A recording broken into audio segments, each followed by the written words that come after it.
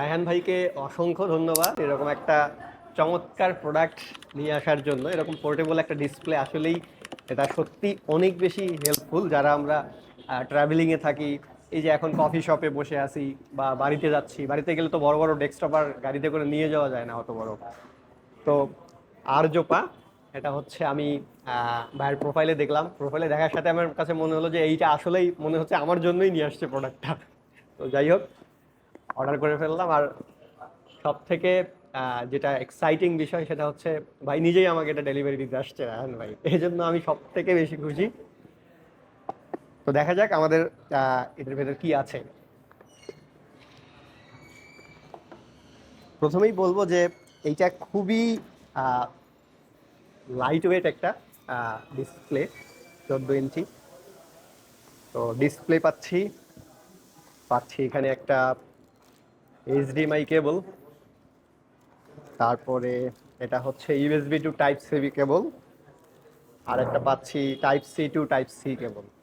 তো যাই হোক, আমি আমার এই যে পোর্টেবল ডিসপ্লেটা ভাইয়ের কাছ থেকে নেওয়া, এটা ইউজ করব আমি অ্যাকচুয়ালি যখন আমি টিউটোরিয়াল বানাই বিশেষ করে, তখন আমাকে সব থেকে বেশি হেল্প করবে একটা সেকেন্ডারি স্মল ডিসপ্লে হিসেবে। কারণ টিউটোরিয়াল বানানোর সময় অনেক সময় হয় কি, সিকোয়েন্স ভুলে যাই যে কোনটার পরে কোনটা বলবো, বা স্টুডেন্ট পড়াতে গেলে অনেক সময় দেখা যাচ্ছে যে পাশে যদি একটা টু ডু লিস্ট থাকে তাহলে অনেক সুবিধা হয়। কিন্তু তাহলে আমরা এটাকে খুলে ফেলি। মানে বিশেষ করে আমার জন্য এটা আরো অনেক বেশি হেল্পফুল।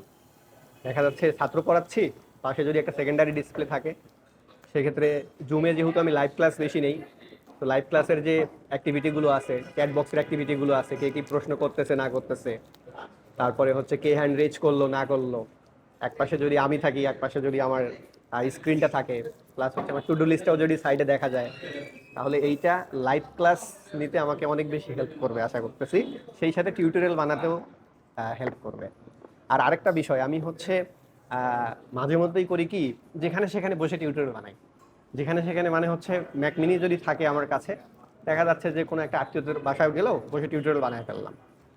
তো সেক্ষেত্রে টিউটোরিয়াল যখন বিশেষ করে বানাই, টিউটোরিয়াল তো কি হয়, দেখা যাচ্ছে গুছানোভাবে বানাতে হয়।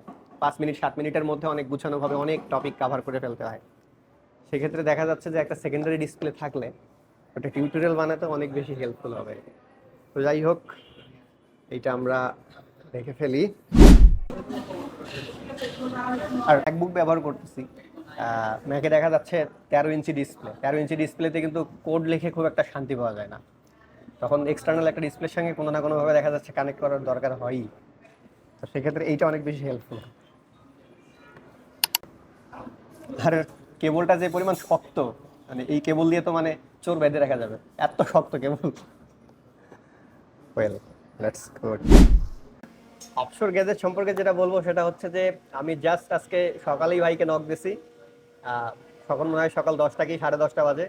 আর আমি প্রোডাক্টটা গুলশানে ডেলিভারি পেয়ে গেছি হচ্ছে এখন দুপুর 1টা।